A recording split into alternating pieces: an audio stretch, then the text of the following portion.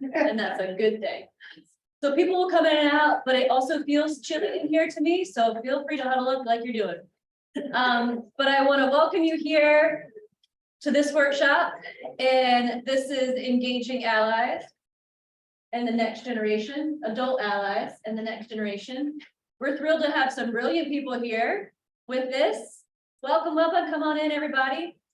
And we have a game to play, because this is what these people do, is play and spark some energy and creativity here. And I just want to share a few things about this incredible speaker bio list. Brielle Wright here with Farmer's Bag. Her and her sister started this organization. She is a proud alum of A&T. She does a Aggie Pride. She works a lot with youth. She's been a brilliant regional food network weaver for our team and connecting in the Southeast and in the Triangle. And she also works in a lot of other spaces. And her and her sister do the Farmer's Bag, and she can tell you what that actually stands for. Yeah. And Miss Temika Parker, also with the Farmer's Bag. And yes. And Miss Temika is also a U.S. veteran. Just have to say thank you. Thank you for celebrating. Awesome that you're doing your service. Appreciate you and also working with this. And then Miss Linda Tyndall with Richardson Herbal Farm and also with Farmer's Bag. Herbal Farm. All together. We got a huddle here of people doing great community work in the Southeast and all around. And then also we have ABC2, a better chance, a better community. Many of you know this team. Chester Williams has done a beautiful job with cultivating such a brilliant practice up there in Halifax County in Northampton. And then we also have Terrence Whidbee and Malika Johnson, who are stars and leaders at ABC2 that are also going to share some of their experience and help us today. Makayla, I'm sorry. My brother's name is Malik, so I'm fine. And Makayla Johnson, Terrence. We'll see more of them tonight too. So I just thank you all for being here. Appreciate you. I hope you're feeling your belly is warm and full and ready to engage with this crowd. But thank you all for being here. And I'm just going to start it off and pass these around as some of our thanks for all of you. So I don't forget the end. We appreciate your time and energy for being here. And I'm going to come to y'all in a second. Appreciate you. These are from local farmers here in Whitaker. Thank you. All right, I'm gonna hand it over to you, Brielle.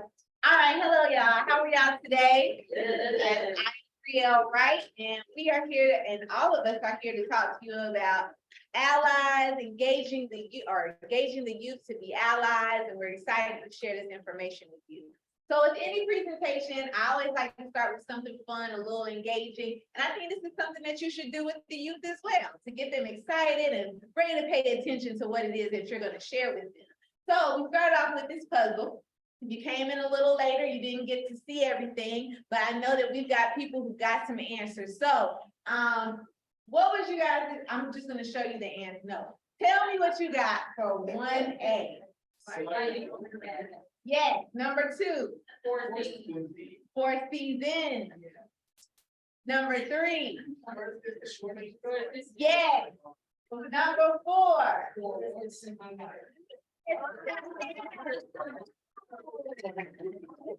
B2.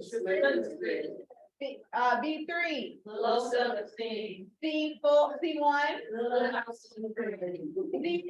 C2. See you report. 3. It's No. Now this one was hard. Lowest lane. Lowest lane.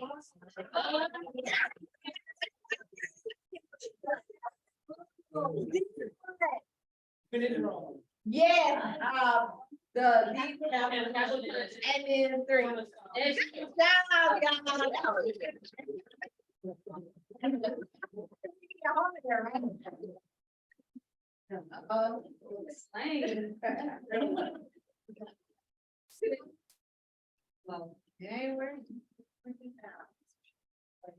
it was technical difficulties. But anyway, while we're moving forward, just to reintroduce ourselves, again, my name is Brielle, Wright, and I'm with the Farmer's Bag. Bag stands for Blessed, Abundant, and Gifted. My sister and I started the Farmer's Bag like everybody else started their business in 2020 when the pandemic hit, right? So we thought we could go out and be farmers, and we did for a little while, and then we had to go back to work. So we started to work. We started to work with farmers, and we started to work with the youth, and it has been a beautiful journey. So I'm going to turn it over to Ms. Linda and Temika to also introduce themselves, and then Chester and his people, and then we'll get started on the first half of the presentation and go right into the rest of it, okay? All right, so Ms. Linda and Temika. Hi, everyone. I'm Linda Tyndall, and I'm from Richardson, Blaine County, which is in Tar Heel, North Carolina. And me and my siblings, which there's 5 of us, 1 brother and 4 sisters. So y'all know that's really good. That's the combination that I'm. But for us, it's just literally taking the herbs and the produce and giving back life to everybody to get their body back in alignment so that they can live life a little bit more fun. That's what we're about. And then you have to piece the back of her shirt because it tells you exactly what she's trying to do, y'all. It is herbs, how Elohim restores body structure, okay? So yes, so she's the person you need to talk to about herbs and just healing in the body, mind, and spirit, okay? Because she's gonna do it all at her home. Next, we have Temika. Hi, I'm Temika. I'm a retired vet from the US Navy. When I got out, Ms. Brielle, Ms. Linda, and Ms. Caitlin would offer me a job as an apprentice to get myself started and to know the business, the farming, financial part, the business part, get into the network, and also get my hands dirty. So yeah, I would like to have a farming base, and that's why I'm here. Tamika has done it all, y'all. We are so glad to have her. She has been a blessing to all of us. Like, she's been making jam, she's been creating compost, she got worms, she got everything, okay? She has been learning it all. She is an she's like your staple of free, right? He holds y'all with the whole deal. All right, good afternoon, everyone. I'm Chester Williams. I'm the founder and CEO of Better Chester Better Community, also known as ABC2, but mathematically it is so we're right across Fishing Creek. We're in Halifax County, but we service the northeast North region. But we'll get into all of that in our presentation. So I'll turn it to Terrence. Thank you for that, Chester. Howdy, everybody. I'm Terrence. I'm from Halifax County as well. I'm with ABC2. I'm the Director of Creative Development and Communication. I'm grateful to be here, to speak with you guys, learn from you guys, to share our experience, and hopefully you help you guys. I'll turn it over to the great Makayla. You know, I don't like talking about myself, so they used to make fun of me when I have to introduce myself. But hi, my name is Makayla Johnson. Like Terrence, I work for Chester ABC2. I am the Director of Diversity and Inclusion, and I'm very excited to be here today and talk about food. One, because I love to eat, and it's important that we feed our communities, but especially feeding our youth and helping you guys realize that, and I'm pretty sure you all know, we can't do this work without our youth, and it's important to keep them involved and engaged. Because I know you guys are, they don't required, but I'm excited to share with you and you guys. I think we're all right. So let's get into this presentation. Okay, thanks, bye. All right. Oh, wait, so today in this part, the first part of the presentation, we're gonna take you down a trip down memory lane, okay? We're gonna make you think a little bit. Then we're going to talk about how important it is when you're working with the youth to really captivate them in the very beginning of whatever you do. Then we'll leave you with 7 tips that you can hold on to really engage the youth. And then we're gonna give you an opportunity to try it out. We're gonna create some presentations from some prompts and give you a few minutes and then you're gonna tell us how that worked for you and we'll give you some feedback. And then we're gonna talk about what we learned, okay? Because this is an interactive presentation and that's what the youth needs, interactive presentations, because they don't wanna sit and I don't wanna sit either. So, all right, so turn it over to Ms. Lynch. Okay, for me, when I was younger, preaching was a good ways back, y'all. I remember what kept me engaged was being able, because I'm not so much of a setting and listing a whole lot, and everybody learn different, and everybody want to be a part of something. So when you give them something that they can put their hands into, it really makes a big difference. And for me, that's what kept my attention, was being able to know that I could touch something and put my twist on it, do it in my way, you know, give you what you want, but still giving it to you, what's coming from within me. And I do believe that if we're gonna captivate the youth, that's what we're gonna have to do. We're gonna have to allow them come in, be a part, to do it the way that they see it. Because if you are not giving it, letting them do what they do and bringing out that gift that's in them, you really lost them from the start. So therefore, that for one thing, all of us have gifts. So if we allow the younger generation, come in, show me how you would do this, how it is that, what makes you spark, what makes you happy, what gives you joy, and let them see that you bringing something to the table. Because if I'm bringing something to the table, I'm gonna give the best that I can. But if you just tell me, okay, well, this is how we do this, and I'm looking at you like, okay, well, I'm really not interested in that. But if that's the way you want to do it, then okay, and we don't give it our best. So for me, to engage the youth, find out what brings them joy, how they like to do stuff. And I'm telling you, when you do that, because I've got an 11-year-old grandson, he's off the chain, y'all. Let me tell you, he's an awesome little young man, and he's very creative and all this. But when I was talking about grandmama farming, he was like, grandmama, okay, let's do something else now. That's hard work, grandma. But then when I let him be a part of it, and I said, okay, well, tell me, since you say this is so hard, tell me how you would do this. And he was able to give me a little bit of insight. Well, grandma, you know, you can do this, and it's not gonna be so hard. And I was like, well, you know, I didn't think about that. And it made, y'all should have seen the smile that was on his face, because he was like, see, grandmama, I told you, I know, you need to listen to me. And I'm like, boy, bye.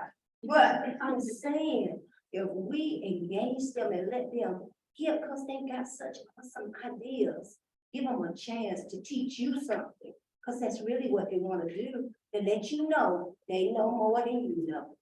And really to do some, in some cases, they really do. But nevertheless, we are there to feed off of each other. So if we do that, we'll always have the young people engaged and captivated, and you will see, and you will go farther, because it's all about that next generation. So as you think about everything Ms. Linda said, think back to the things that kept you engaged. What was it that made you excited when you went to a presentation, whether it's as an adult or as a child? A lot of the things that you feel like you want to do or that you think about as an adult, you thought about them as a kid too. We're not that far. The children are little people. So in your mind think, what is it that I do not like? I don't like to just sit in a class and listen to someone talk. I don't like to just be, especially don't have me in no class after 6 p.m. sitting there watching me work. Like, I need you to let me interact and engage. Put me in Zoom groups or something, right? So think about those things that you are planning to talk to the youth. Okay.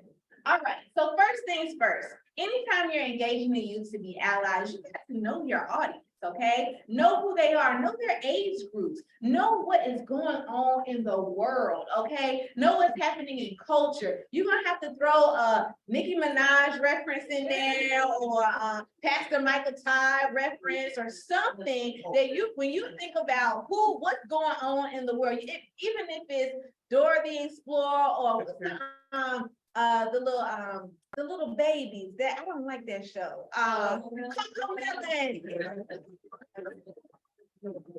Y'all, you have to be able to bring something to them that is going to excite them. Know your audience.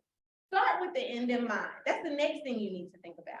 You have to go in, what is my end result? What is it that I want to achieve when I'm working with the youth? What type of allies am I trying to create? What am I trying to instill in them during the process of what I'm doing?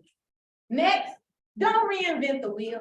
Like y'all, we got too much going on. If you have a presentation, if you're going, or if you're working with the youth and it's something you've already put together before, don't try to start it all over. Look back in your files. And matter of fact, pick up the phone. You got somebody who knows somebody who got something. And they will help you with what it is that you need. We're supposed to do this in community. We're not supposed to do this alone. So phone a friend, use your resources. You can call me. I probably got a presentation somewhere, something. And then if I don't got it, Google got it. Just pick it up. I know it's a little low-key plagiarism, but just change it up, change the background, change the words. Okay? So you're not up all night trying to figure out how to get this presentation done or how to think about engaging the youth. Next, collaborate. That again, we're not here alone. We're supposed to do this in community. That we can't feed people without community. We can't do anything without community. So work together. So whenever you start off anything, when you're working with the youth, kind of like we did today, try to start with a thought-provoking question or an engaging story. They need to relate to you. Again, just like you as an adult, if someone gets in front of you and they're relatable, they make you feel good about themselves, you're more apt to listen. You have what they're talking about. You know, whether you look a certain way, maybe even dress to the culture, whatever you got to do to get them thinking and share a story that could be on their same level. Next, share a fun fact or a statistic. I spoke to a group of youth the other day, and we were talking about the importance of agriculture. You know what I started with when we talked about it? Money. All high school students are thinking about money. So I started with the money stats. I told them how much money agriculture was making, just the GDP for the US of American agriculture. Then they started listening and they were like, oh, okay, I hear you, sis, let's go, keep moving. So you want to start with something, a number or a fun fact that really gets them engaged. Then finally, you can start with an engaging activity. If you were able to get in a little earlier, you saw what we had on the screen, a word puzzle or something like that, whether you are in a virtual workshop or in person or starting to get them really engaged about what's going on, start with something fun like that. All right, so Ms. Linda talked a little bit about this, these 7 tips. Or she started off with the share power. Our first tip is to share power. In any engagement, in any ally, or creating allies with the youth, you have to share power. They're little people. They want to be able to say, I have autonomy. I gave you this. Feel like I fed you something. Like Ms. Linda said, we don't know it all. And a lot of the times the kids know better than we do. My little cousin Trey, he teaches me a whole lot every day. And he reminds me that I was once 12. Yeah. He reminds me that I had so I think, yeah, I didn't know. I didn't think about it until you said it. I said, man, he's right. He probably didn't think about it. And I was like, I didn't think about it either. That's why my mom was like, did you think? Did you think? No, I didn't think about it like that. You told me. So I had to think with my mom. So next, build relationships with the youth. Group activities and opportunities to share. So anytime you have students together or people together, give them an opportunity to talk to one another. Again, we're creating community. If I don't have a chance to talk to my neighbor, figure out what they're doing or what they did, I didn't build no relationship. I stay here and listen to you tell me A, B, and C, and probably something I already knew, right? But I didn't even get a chance to figure out how to make it work. So give people an opportunity, especially our youth, give them an opportunity to work together. Next, encourage exploration. You want to create out-of-the-box opportunities when you're trying to create allies, right? So you give them, or advocates. I want all the kids I work with to really know about agriculture and to be excited about it. I want them to talk about it like it's the next best thing. So what am I going to do? I'm going to give them out-of-the-box experiences. I'm going to find a way to help them to travel. I'm going to bring in people who have been successful in what it is that they've done. It's something that doesn't necessarily relate to being just outside in the dirt. I want them, like, you could be in ag policy, or I'm going to give you an opportunity to explore ag engineering, you know, give them something else outside of the box that's really gonna speak and pique their interest. Next, make learning meaningful. If you can touch my heartstring, you're gonna bring me back. Make it hit home for them. I remember we did a workshop at Miss Linda's farm earlier, last year. And one of the things that Miss Linda told them about was mulling. She told them that mulling would help people who had like stomach issues or IBS. And then she taught respiratory stuff. And all the kids were like, oh my God, that can help my grandma. Or that can help my cousin. Or that can help somebody. So they took those plans and they went home and I dropped them off. And I started them. First thing when they got out the car, Mom, did you know this right here can help them? And it's gonna help be able to breathe better or whatever. Or this can help somebody with their IBS, their stomach, if it's gonna help them if they drink this tea. So it was so good to see them connect with what it was that they were being taught. So again, make it meaningful. Provide them leadership opportunities. You want to be able to teach skills when in the training. Like whatever you're doing to get kids together and to make them think, you have to build their character while you're doing it. Teach them how to be leaders. You're not just doing it in your own view. Give them an opportunity to get in groups. Give them responsibility. Give them opportunities to come back and report to the class or report to others. That is building their skills and their character. And then finally, or not finally, we got one more boost, advanced skills. Remember that we are building our youth for tomorrow.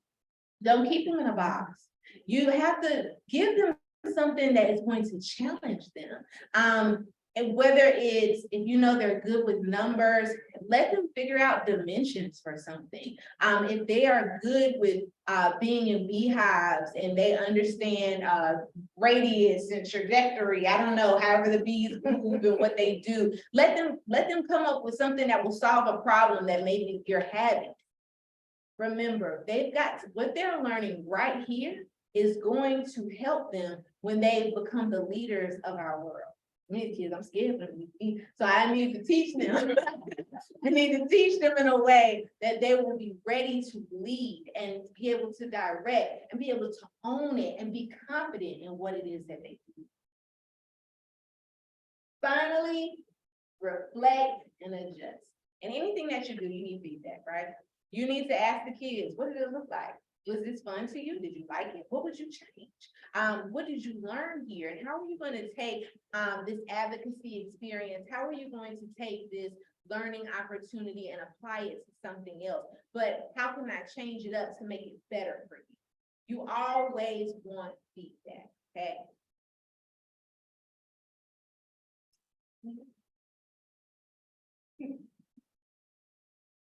Create your own presentation.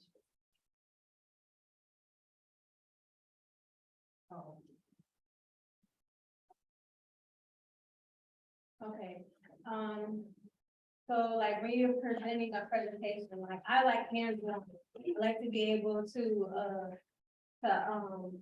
get my hands dirty. So like how to plant a garden. I would do something with the kids as far as using stuff that they can use at home that they can, make a garden. Like you can use newspaper to make, or toilet paper roll to make a plant so that you can stick in the ground, because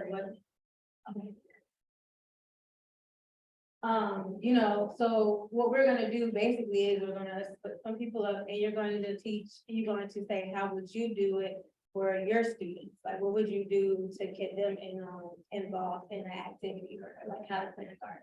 So we're gonna give you like.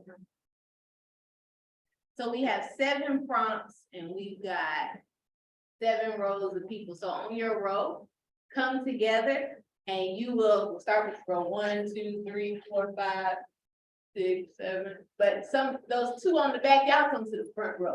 Come to the front. So we can make it a little more even.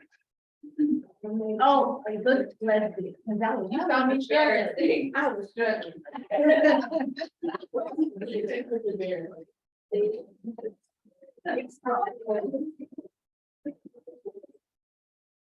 And you would still that we just talked about and create some workshops or create opportunities or how you think it would be best engaged. So how do you, what are you gonna start with? What's gonna be your prompt? What's gonna be your opening thing? What's gonna be, how are you gonna think outside the box? And I'll flip back to those 7 things.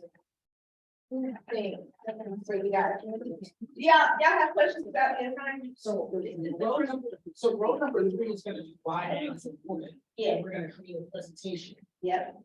Wait, or just the outline for the presentation. What are you gonna do to engage them? What are you gonna do to, give them,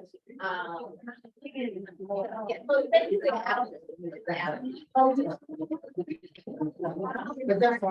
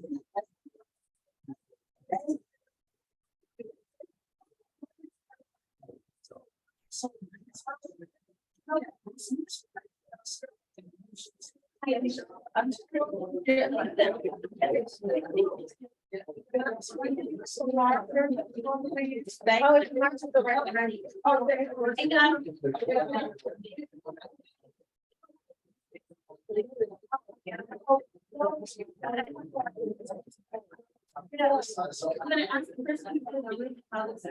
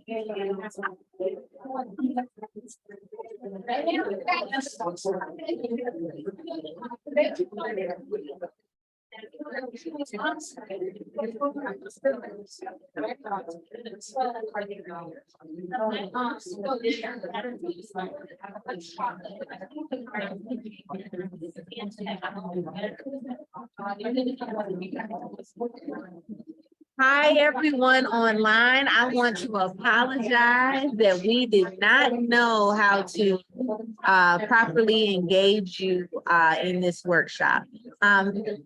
Hopefully you learned something today and you heard me a little bit, and all of us as we presented today. We are now in breakout groups in person, and they are creating workshops on how to, or they're engaging you based on the different prompts that they have. People are going to come back together really quick and report out on one thing, and then we're handing it over to Chester and ABC too. So, but yeah, thank you for attending today. I did not do the best with this. It's only one person, and Hannah's on our staff. So she's saying that she can hear you. Oh, great. Oh, okay, Hannah, thank you for being our eyes and ears girl. Thank you.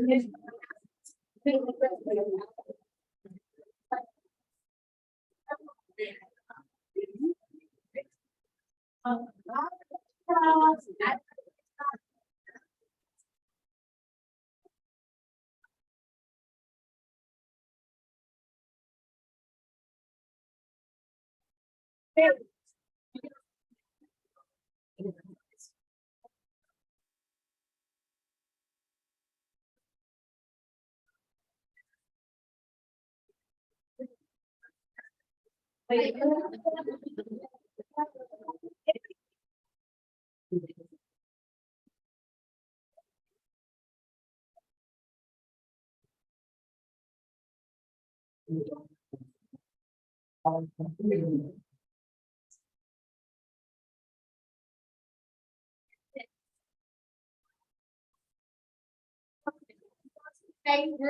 So, I and tell me one thing that you all came up with that you felt like was an engaging, your favorite engaging piece about your prompt, okay? So we'll start with row one. You all have to have a plant or garden. What is one thing that you all felt like was the really engaging piece of that activity? How do you engage? What's one thing you felt was really engaging about your workshop that you created? Okay, I'll. Go ahead. All right, say one of the things. Then my background is education, so I'm a teacher. So. Hey, my turn. Oh, really? Yes, thank you. Okay, close to this owl. Up to the owl. Oh, okay. This is owl. Okay. This is Booty. Gotcha. All right, so how to plant a garden. So we broke it up into like 3 sections. The first section is soil. Soil is very important, right? In North Carolina, we have different types of soil. A lot of kids don't understand that, right? So we'll give them each a pot with different types of soil, because you would use seeds in different types of soil, right?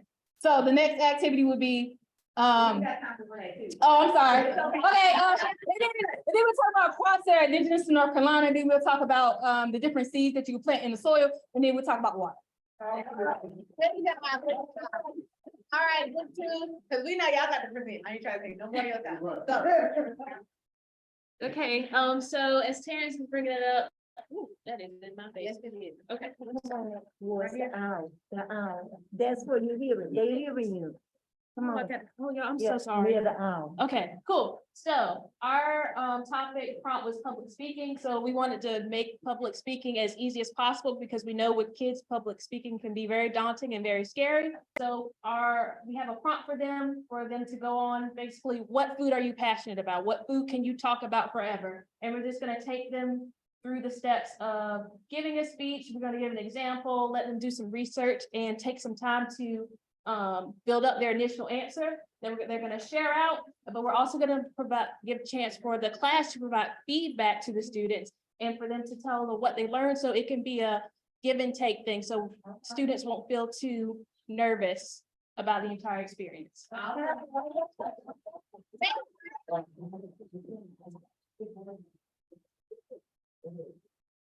So we were group 3 and our prompt was, why is agriculture important? And I think we should start with the circle up and kind of introduce ourselves, make sure that we have some sort of collective group identity and that we know who we are, because we're trying to zoom out and tell them about the land.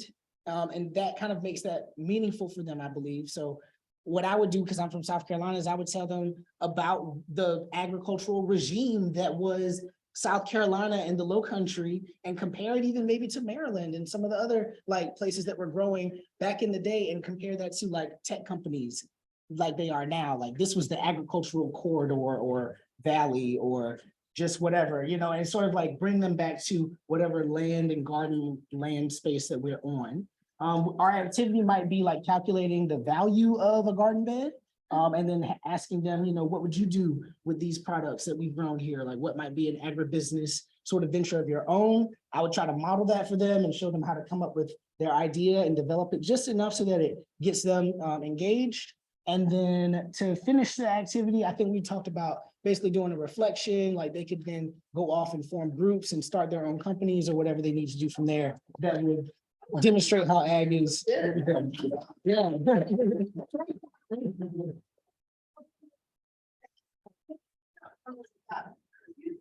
Okay, you want to go? Finish everybody.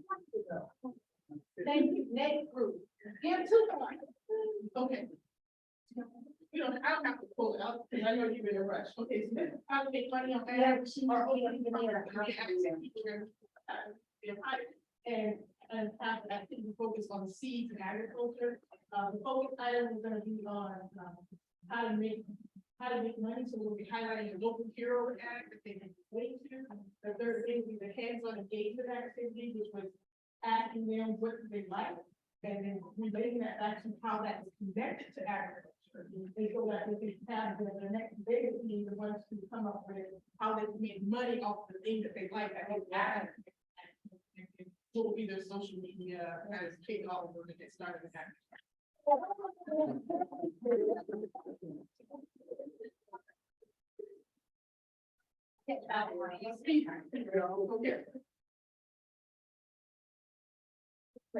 Okay, we'll be fast. So, our challenge was to how to write a story. We use our privilege to say or tell a story because we come from storytellers. And so the first thing we wanted to do is ask the students, what do they want to tell a story about?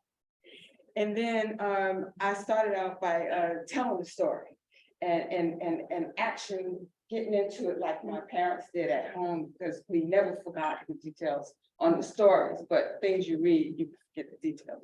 So I started telling the story, and then we went into getting them the sensory details and character development. So those are things that they can use: who, what, when, where.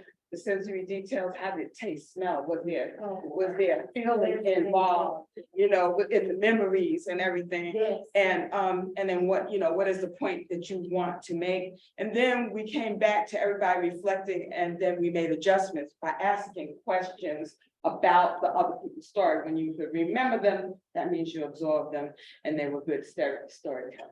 Thank you.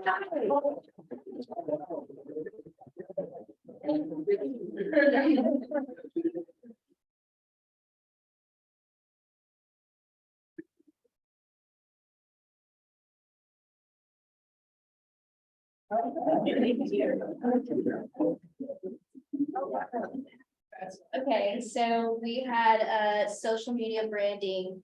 And before we even started building the workshop, we just kind of came up with 2 rules. But we wanted to start out with like a question, an engaging question, like what pops out to you? What keeps your attention? What maybe keeps your friend's attention when you tell a funny story? And how can we apply that with current trends to reach out to our audience via social media?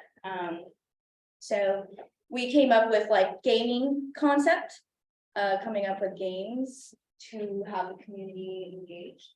We also, during the workshop, will have them like create a TikTok, see which group can create, like get the most views, and maybe why did they get the most views. But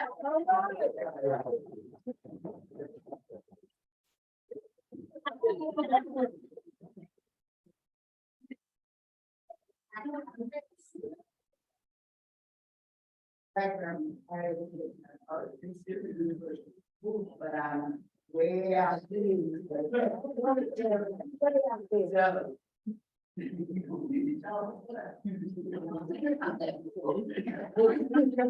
Okay, so. We want to raise.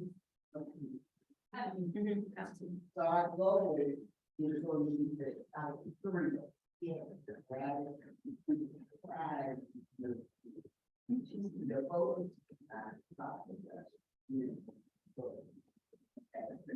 Tired, get on it. We'll keep on. Right now. Our strategy, right, right. Oh, and when you write to that, pick your color. And color is your camera. Right? We need to decide the 3 and not necessarily the amount. Yeah.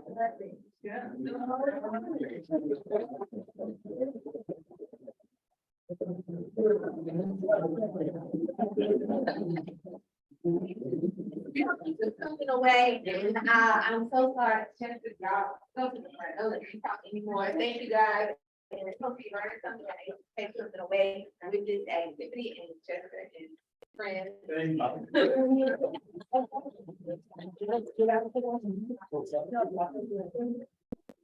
Okay. Here.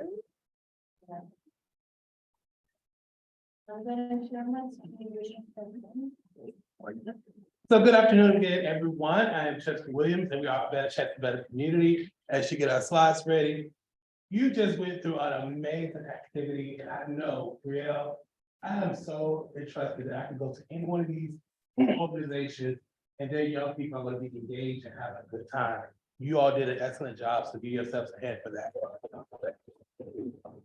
It's not easy, but what you all did today, you came up with some very good plans to execute. And learning those skills, we're about to go and present to you about ABC two, right here in Northeastern North Carolina, to see that work in action and what it looks like you leading that work, young people leading and taking action and advocacy. So that you have another toolkit to see it in action and how to take that back home with you. And also, if you ask young people, what is it like to be in this one? Sorry, Chester, we're just having trouble with Zoom, and we want to make sure that the folks who didn't come to this can, see it. So here's your presentation, and why don't? So we know ABC two, they are the world changers, but for food, they are the food changers. Because they are changing food one plate at a time. There we go. So we did introductions earlier, so we don't have to do that again now. So we're gonna go into ABC two 101. Tell you a little bit about our 4-H Grow K, which is our food council, growing real opportunity with kids. We're gonna talk about the HOPS and our food program, and then the food fighters, they're gonna be a call to action. Just like Brielle, you gotta have some action, right? And there will be some interaction during that point of the presentation. Give me 1 second. We're just gonna share this screen so that we've got it. Go ahead. Good. See, I think y'all know who that is. Do it towards the, well, I'll do it. And then- Cool. So this organization was founded by some guy named Chester, y'all. Yeah, I don't know what he was thinking, but it was a gift that was given to him in the 8th grade, a journal assignment. And he was asked, what's the change you want to see in your community? And that guy wrote a better chance of better community. How can we do that? Well, God knows, he's right across the creek over there now. He was at infant middle school, but he wasn't thinking about that journal. It was an assignment at the time, right? But who knows that an assignment can be given to you at an earlier point in your life to fulfill later on. But I did what I was supposed to do. You know, we're supposed to go to school, get education, go to college. Right. That's what I did. And I went to the North Carolina State University.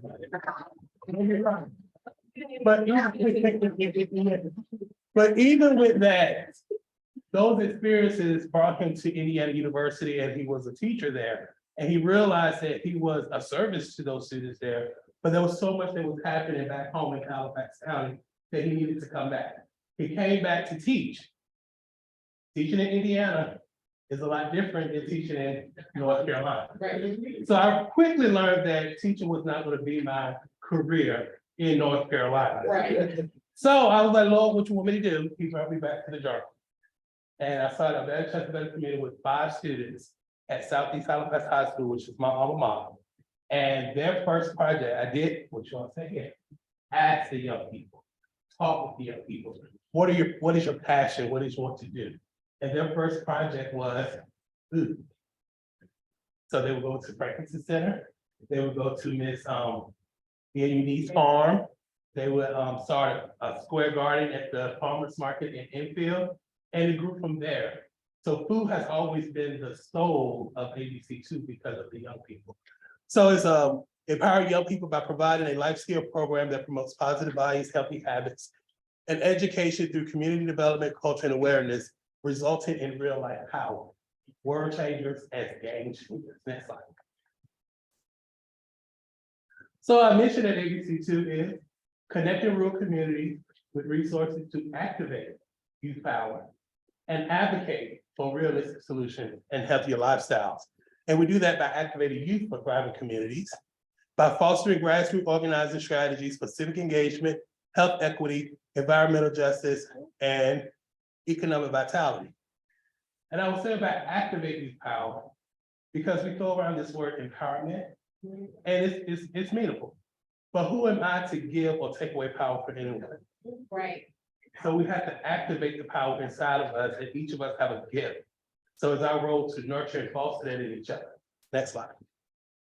So, you know, I have a math background in physics.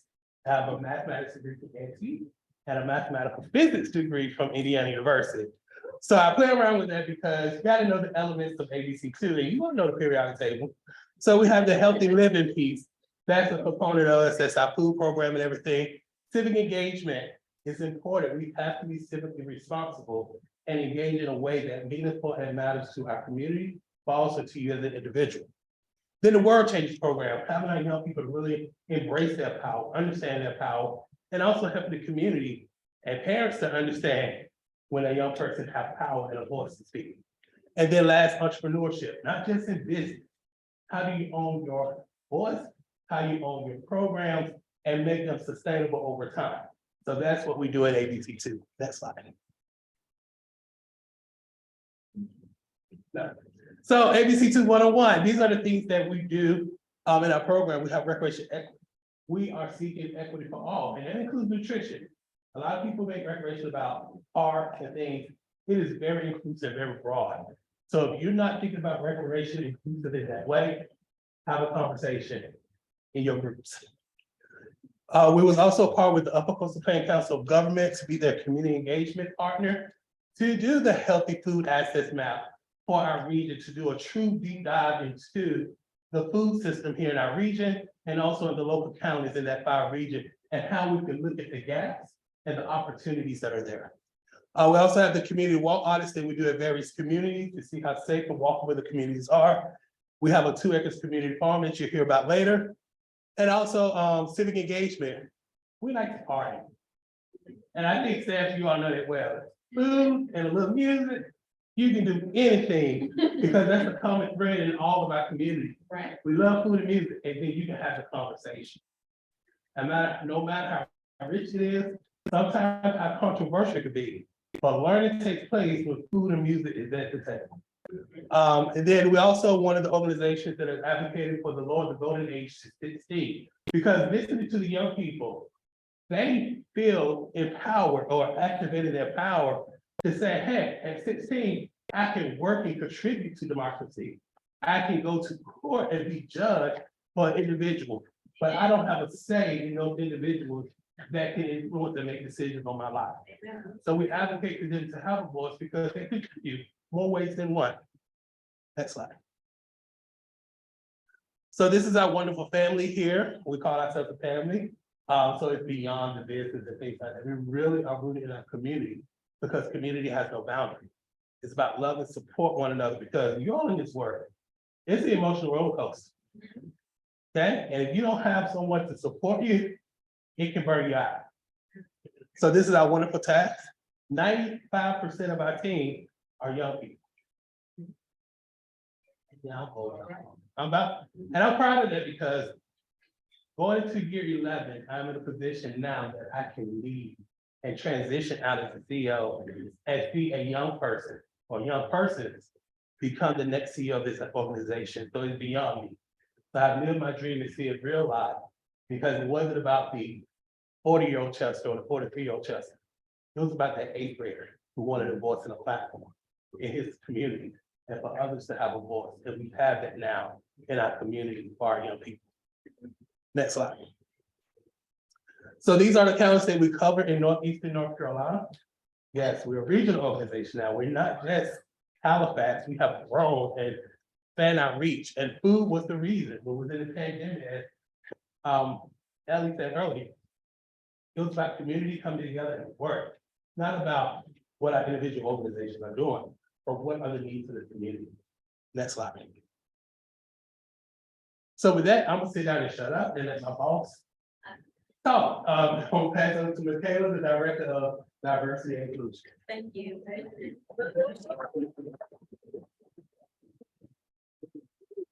I don't care what he says. I am not his boss. I don't know what he's talking about. But so I have the pleasure of talking to you guys about the World Changes program. Like Chester mentioned, it is a program that is very youth focused and youth based. And although I wasn't necessarily a part of it, I'm glad to be able to contribute to the makeup and of it and looking to see the youth participate in ways that even I couldn't when I was younger, even though I'm not that far off. I guess I'm still a youth, as we keep saying. This slide right here, we just have a few of the things. I say a few because we do a lot. That ABC2 is involved in, and like Sister said, We are made up of youth, and youth are participating in these things. We have Goose, which was started by Mr. Kentwan Williams. It is Group of Optimism Social Engagement. That's very much social justice based, and this has been his baby. He created it when he was in, was it middle school or high school? While he was in middle school. We also are currently working with ARPA funding and making sure that our communities are knowledgeable about that and advocating to make sure that our counties are being held accountable and that our communities are involved within this entire process. We are climate justice focused. We have our 4-H. We are part of the North Carolina GSA, but also the Turn Up the Count. Like Chester said, we are very heavily involved in civic engagement activities. And with that, we have our party to the polls and party at the polls. Even though it is very daunting work, it is great to be out there with the community, engaging them and making sure that they're able to freely express their civic rights. Then we also do work within GIS, Grow With Us. We also are a part of the HOPS program, which I'll get into a little bit later, the Healthy Opportunities Pilot Program. We also are one of the lead partners with School Meals for All, which I believe Terrence will get into.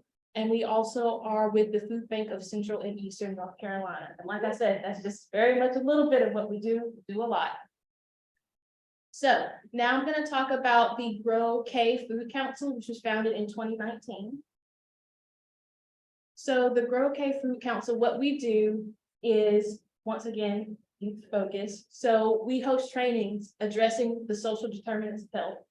We conducted a healthy foods assessment of Halifax County. That healthy food map helped locate food deserts that we have within our county, because we are rural and we are very spread out, and it's hard for information to get by when we also are in an area where broadband is a very much needed thing to have. We deepen the leadership capacity of youth. We give youth a chance to be involved. I've always hated it when people say, well, the youth, they don't want to do anything. They do, you just don't give them the opportunity. You don't talk to them, don't make assumptions, because that's when they go further away. We also had a site visit to area food councils to give guidance, advice, and pure learning, because like we've been saying this whole time, we are a community. We're not hiding information from each other. It's all about being involved together.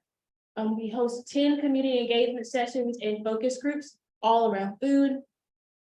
And keep in mind, like I will keep saying throughout this presentation, the youth are leading this. They're doing the focus groups. They're doing the community engagement sessions. Adults like Chester, and I guess technically myself, we're there, but they are the ones asking the questions. They're talking to the community. They are very capable. We just have to make sure that we provide the opportunities for them to do so.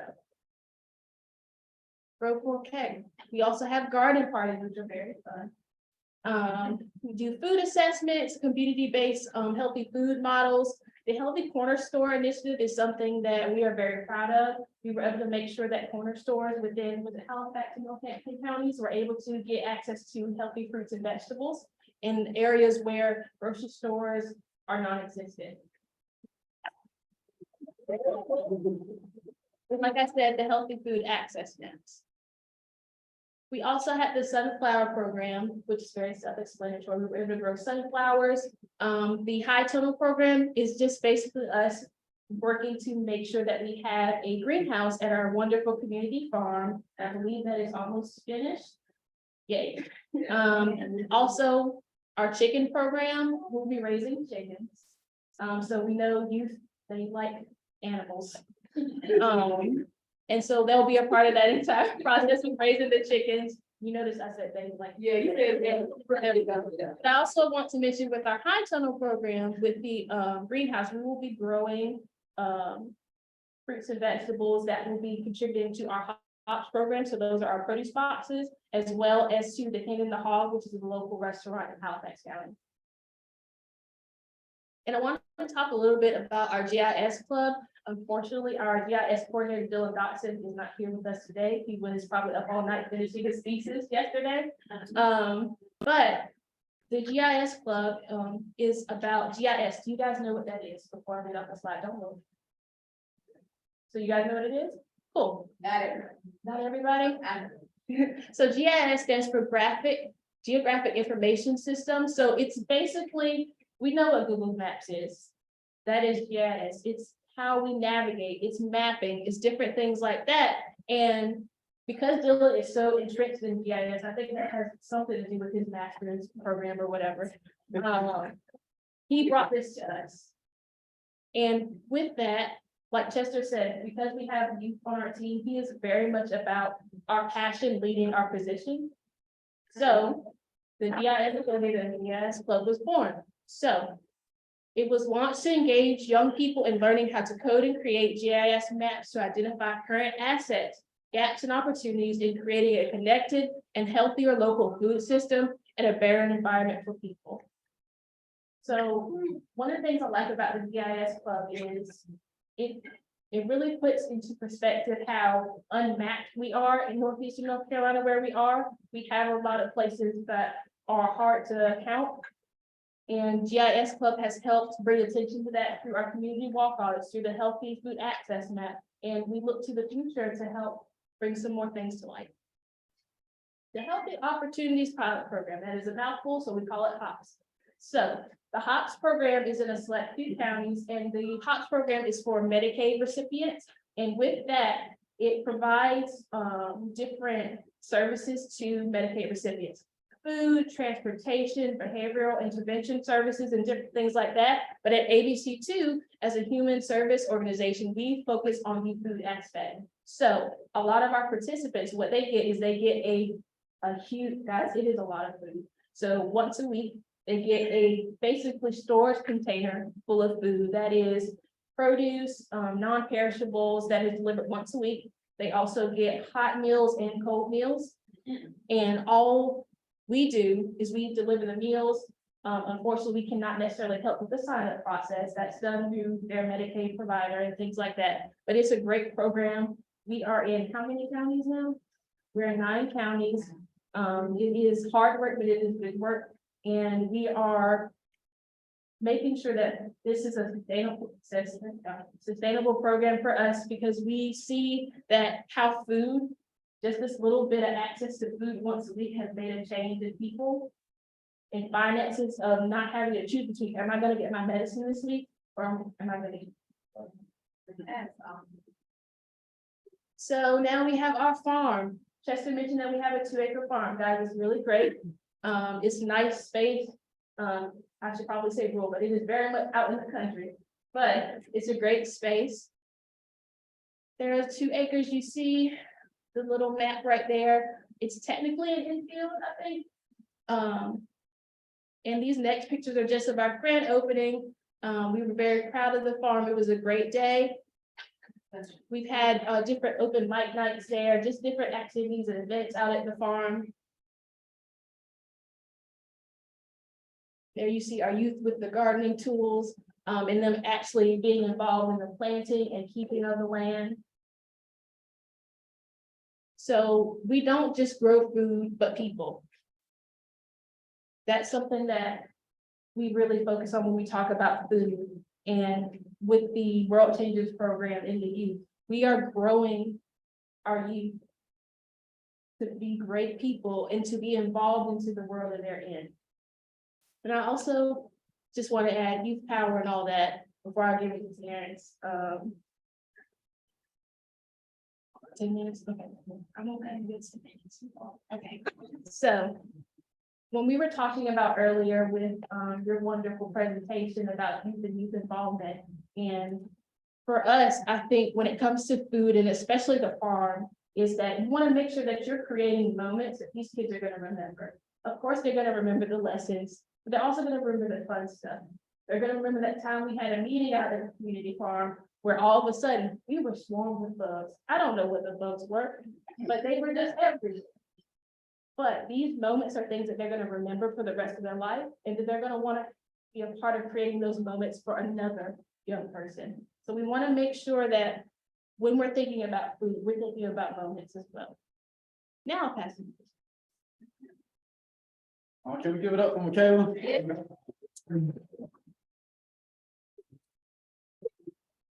I never used it before, but. You can try it and you can decide. Okay, I got it. Yeah, so I'm Terrence Whidbee. I'm the Director of Creative Development Communications for ABC2. So I'll actually be the youth sent to Makayla and Chester are the adults. Chaperones to kind of keep me in line. But I am part of the youth. And that's a big push that we do push in ABC too. So that was one of the reasons why I was so excited to become a part of such a great organization and just have great people around me to keep me inspired. Now, something I did want to touch on is something called school meals for all. So in this section, we're going to be a little bit more interactive. We're going to have an engaging moment for you. Because I know we're saying, okay, we showed you everything that we do. How does that fit for you guys? Like, how can you guys take action? How can your voice be heard in these spaces as well? So school meals for all is kids who eat school meals. They do better in school. As we all know, when you're hungry, when you're hangry, you don't even want to talk to people, much less try to learn anything on an empty stomach. So unless you're fasting, but that's a whole nother thing. But most kids are not really trying to fast in the morning, so they want food. A lot of times, these meals are the only meal that these kids will have. So these kids will go home and they may not have food, or they may have limited access. So it may be food, but it may not be the best food for them. It may be some ramen noodles. We know that. Sometimes you may need it when you want to struggle a little bit, but that's not something that you want to base your whole diet around. So school meals for all, this is to help no-cost school meals and help support local farmers and producers. So this goes back into basically everything that everybody has talked about today. How can we connect our communities, not only outside of the school, but inside of the school? We can grow our food and we can eat our own food because that comes with much more love, it's more passion.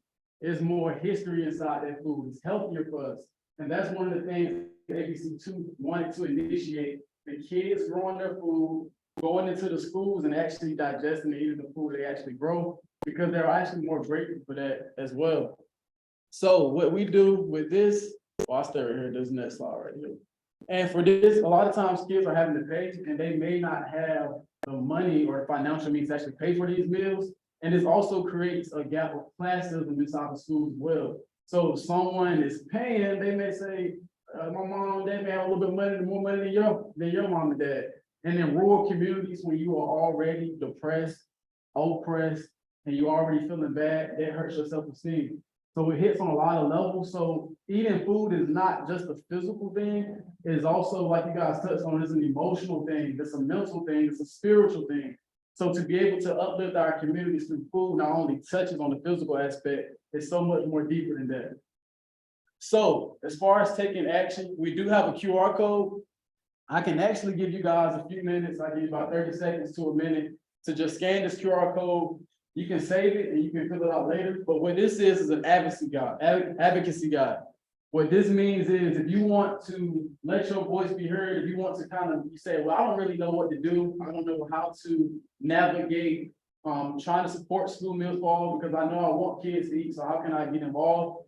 This is a guide or more so of an outline of how you can locate the resources that you need, how to get in touch with representatives, how to let the legislators know and let your voice be heard in that political realm as well. So it gives you the connection that you need. So give you guys a few more minutes to get that. I have a question. Yes, sir. Is it all 12 strong? Yes, sir. So, yes, sir. So that's really pretty much the core of our organization. But we do have a lot of partners that we partner with. So whenever we're doing events, we have partners, supporters, funders that are coming to help us with this. But our core group, it is a tight-knit circle of people, but we can make it work. And lots of volunteers. Yeah, volunteers as well. Volunteers. Okay, we'll run right through it.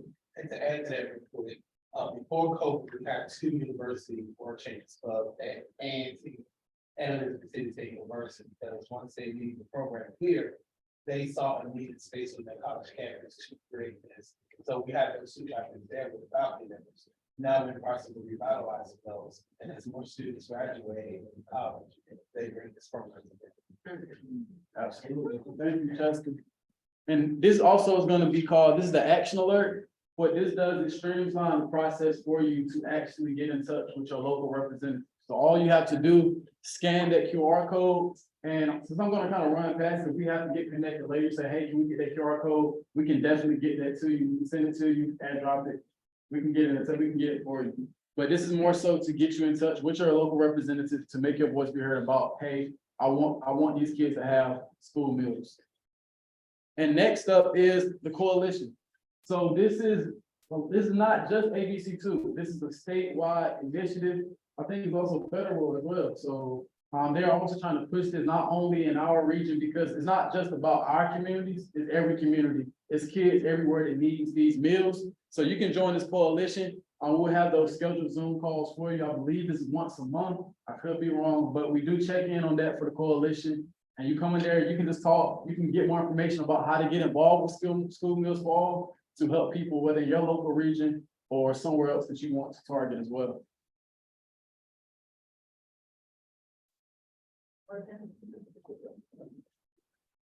All right, and so right now we are also looking for school ambassadors.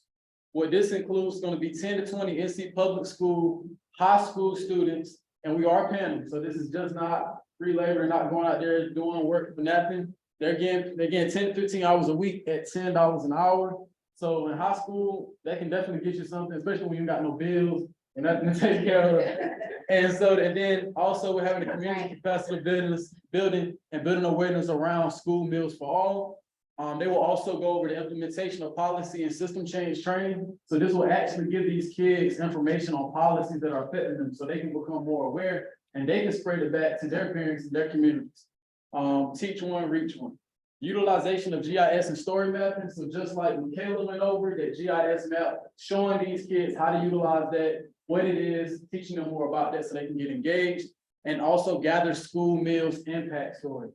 So just going into these communities and talking to these mothers, these fathers, these parents, these families, sons, brothers, uncles, everyone, and saying, hey, how has school meals affected you?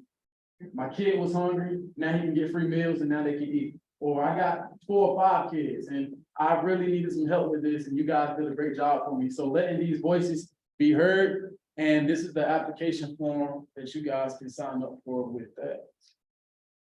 And so just to wrap it up, school meals, they do matter. I would hate when I was in high school going in there just seeing like, it's not only about getting these meals out, it's about having sustainable, healthy, nutritious meals that also taste good. So it's not just about getting the meals there, we also have to make sure it's nutritious, it's advantageous to these kids and to the environment that we live in. And this is how we're trying to impact communities with school meals for all. And I'll turn it over to Chester to finish it up. All right.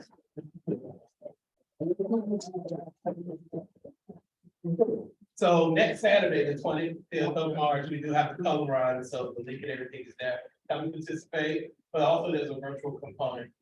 These funds go towards our Dawson Resiliency Hub, who was very fortunate at ABC to purchase a former elementary school that we're turning into a resiliency hub a lot. And using it as a model to be able to duplicate in other counties so that you can start to address your local needs and define resiliency for yourself. That's a buzzword now, but we have to be very intentional and real about what that means for our community. In some places it could be flood, some places it could be food, some can be emergency management, and those things, define it for yourself. And we're doing that in this color run, able to support that. We do have a logo contest out there to create a logo for the Dawson Resiliency Hub, because we want to be intentional and have an engagement in so many different ways. And the contest runs to April 1st. Each entry, because it's for students, you get $25 for entering, submitting a logo proposal, and then the winner will get $100.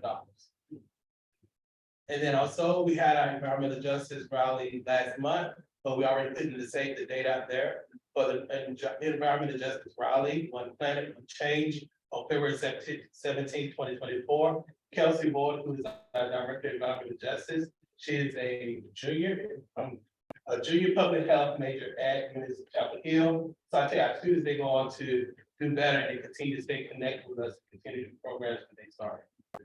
So we believe in changing the world one community at a time. And if you want to follow Instagram, you can do the ABC2NC. We also have an app. So you got Android or Apple, just go to your search and search ABC2NC, and you can download our free app there also. And from all of us to you, I want to say thank you. And that's our website there. And Let's continue to do great work together and move forward. Thank you guys.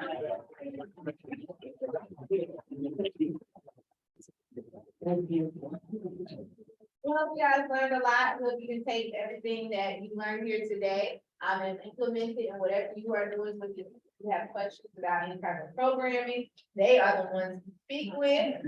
You, anything that we can help you all do, please just reach out. You can also call the Farmer's Bag at, I don't know, look for the Farmer's Bag, you'll find it. And also Richardson Herbal is on Instagram. And Pat, come on out to our farm fair in Lake County. Come on down. We always need a helping hand, so come see us, okay?